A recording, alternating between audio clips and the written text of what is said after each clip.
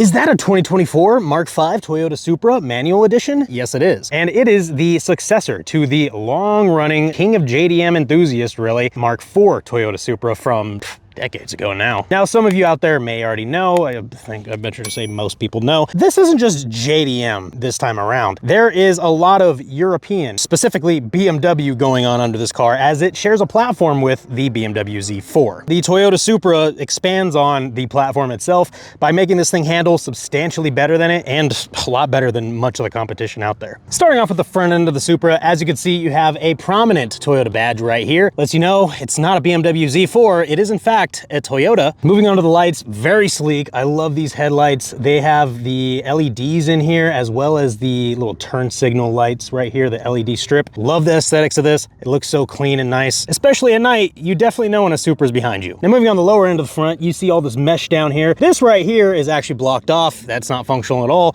But right under it, you actually have a bunch of openings that let air into the sub radiators that are on this side and this side. Both sides have sub radiators to help cool the engine and the transmission. And down here, you have a big opening for the radiator. The intercooler, you might think, is down here as well, but it's actually not. It's actually up in the engine bay with the air intake as well. Now, checking out the sides of the Supra, as you can see up here on the hood, there is a vent looking thing. It's actually not functional whatsoever. It is primarily aesthetic. You can probably swap it out with some aftermarket actual airflow in the hood, but this is just standard closed. So there's that there. Coming down to the wheels, these wheels right here, they are stock wheels. These are looking fantastic. These are actually 19-inch wheels, 19 by 9 in the front, 19 by 10 in the rear. These are not wrapped in stock tires though. They're wrapped in 255 Bridgestone RE71 RSs right here. And in the back, you have 275 Bridgestone RE71 RSs. Moving over to the rest of the side of the car, as you can see, there's a little bit of slottage right here for aerodynamics near the side view mirror. Just helps with buffering and things like that. Nice side view mirror right here with nice little trim for the lights. Down here at the door sill, this might look like vents again. It's not. It's just there for show. They are not functional whatsoever. Does look good though. And then coming down to the side skirts right here, these are so nice to look at and they are seemingly functional. Definitely helps with aerodynamics with this car. Moving over here with the wide rear fenders, these allow you to fit so much tire under there. And once you get used to the rear end and how wide it actually is, you'll be ripping around cones like out here at Crow's Landing right now with American Autocross Series in no time. I did forget to mention one thing though about the front, and that's this front lip. Just like with the side skirts, this front lip right here actually provides a little bit of downforce and some good aerodynamics for the car. Moving on to the back of the Supra, as you can see, we have another Toyota symbol to let you know it's not a BMW Z4 again, and Supra badging that lets you know that this car f***s. And right down here, you have the GR badging, which I forgot to mention in the beginning of the video, but this is a GR manual Toyota Supra. Now moving over to the taillights, very sleek, very nice. Like with the front headlights, these taillights, very noticeable that this is a Toyota Supra. Up here, you have a nice little duckbill spoiler already built into the trunk lid itself. This is technically a hatch, but obviously it's a sports coupe. It's not a hatchback, but it does have the back lift up kind of like a hatch. Moving lower on the car, as you can see, there is the rear spoiler right here with a bunch of aerodynamic fins over here, as well as a third brake light, I believe. Can't remember exactly, but I do believe that's a third brake light. Then as you can see, we have two exhaust tips, one right here, one right there. Moving over to the side of the rear spoiler, as you can see, there's a little splitter right here that kind of helps guide that air over to the rear. Before moving on to the interior, there's one other thing we need to check, and that is what's under the hood. Under the hood of the 2024 manual Supras is a 3-liter inline-6 that makes 382 horsepower. But it doesn't make that on its own, as it also has a big turbo on it to help make all that power. As you can see right here as well, it has strut braces on each side, so that is very nice in here inside the engine bay. Even the intake box is contorted to have those installed. There's a lot going on with the air intake, and what's going on here is that the intercooler is actually kind of a part of the air intake itself. So there's quite a bit going on here, but that's just Toyota ingenuity. Now that we know what's powering this thing, it's time to go inside and see how comfortable it is. So for the driver's side door of the GR Supra, you have a nice chrome and seemingly better plastic than usual door handle right here. Nice gloss trim right here, not too gaudy. It looks pretty nice. Has a decent door handle for what it's worth. Okay leather, it's pretty faux leather, but it is what it is. Decent door, it's kind of plasticky. It feels like there's some faux leather there as well. Nice speakers, I'm assuming these are probably JBL. Well, JBL is right there, actually little tweeters right there. Right here you have the button to open the trunk, and then you have a little pocket to hold basically papers, and that's about it. Moving into the driver's side of the car, as you can see, very nice leather seats here. These are electronic, so you could actually have 2 preset modes for your position on the seats. That's very nice to have. Full functioning, oscillating seats right here, it looks like as well. Tilt forward, tilt back, move forward, move back. Very cool there. Moving on to the floorboards, decent padding. I want to say that this is just a floor matting. It is.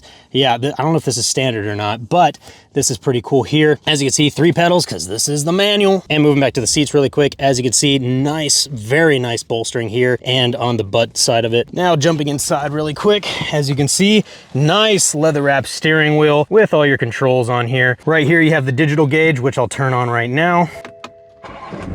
And listen to that car turn over. It's got your neutral and gear position, so it sees which gear you're going into. Also, reverse. I really like the way reverse is in this car, and I'll show you that in a second. You have your fuel gauge right here, all digital. You have your coolant temps right here, all digital. You have a bunch of different data options on here for, you know, outside temperature, your time, etc. So that is very nice to have. Also your miles per hour and a nice little tack. Over here you have your light controls, nice metal looking push start button, nice climate control to be honest. All of these vents look freaking fantastic. They feel great, they work great, and your full climate control system here, one on each side. You can set it to auto. You can even set it to each side so one person can have a different type of climate. Over here you have a little infotainment system, nothing as big as like the CTR has or the GR Corolla, but this is nice, especially for the type of car this is as a sport coupe. Up here you got a bunch of light options for left light, right light, your cabin lights, etc. Moving down here, it looks like you have wireless charging, but it probably doesn't work that great, but who knows? This is kind of a BMW as well, so maybe it does work out a lot better than the Toyotas and Hondas. Also USB charger and cigarette lighter slash 12 volt charger that you can plug in here. This right here is to control the infotainment system, so this is neat. I'm not going to go ahead and show it right here, but this is kind of cool. I've used this in Audi S3 before, and it's pretty neat to use. And as with every manual car, there is the stick shift. So we got first, second, third, fourth, fifth, and sixth gear, as well as reverse, which is different. It's not a push down or a pull up. What it is basically you push in the clutch, go left, you're in first, you're in second, okay? Well, you just need to push a bit more to get in the reverse, and it'll pop it in. It's very nice. I thought at first this would be kind of finicky, but this feels great. This doesn't hinder your ability to go into first or second. You really have to push to go into reverse. Right down here you have your electronic parking brake, as well as parking sensors and your sport modes, which I'll show on the display right now. A regular sport. It actually does something to the suspension. We see right here, it looks to be that you have an auto start stop, which is interesting to say the least. I want to say that's auto start stop, but I don't know for sure. I'll have to look into that. In the center console, as you can see, you have 2 cup holders. There's not really a center console per se, but you have a little pouch right here to put stuff like hand sanitizer and cables. And as you can see back here, there's a little stiffening bar. I think this is just for show, honestly. This doesn't feel like it stiffens up the chassis or anything, but it might. I can't tell for sure. It just feels like plastic. Maybe there's something inside of it. But this is what the rear looks like right here, and we'll show you in the back in a second once I open the trunk. Now onto the passenger side really quick. The door is not really much different than the driver's side, just a few less options as far as controls go. And you come over here, same deal, glove compartment, decent amount of space. Feels like Alcantara actually inside of the glove compartment, but there's that.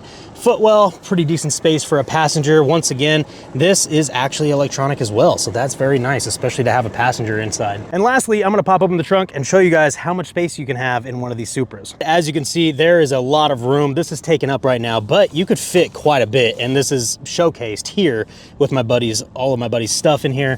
There's so much room back here. You could probably fit maybe 1 tire, but for travel and stuff, it's a good deal. So this is the 2024 manual transmission Supra Mark V. If you guys got some good use out of this video and you enjoyed it, please leave a like, subscribe if you're not subscribed yet, and ring the bell so you guys be notified of more reviews like this coming here soon, as well as more types of reviews coming here, where I do plan on taking these cars out to the test track here and run some lap times and have a whole leaderboard, because that course basically stays the same all the time. I'm gonna have a whole stack of cars here, so be sure to ring the bell so you guys be notified whenever any of those new ones come out as well. And until next time, guys, keep going fast.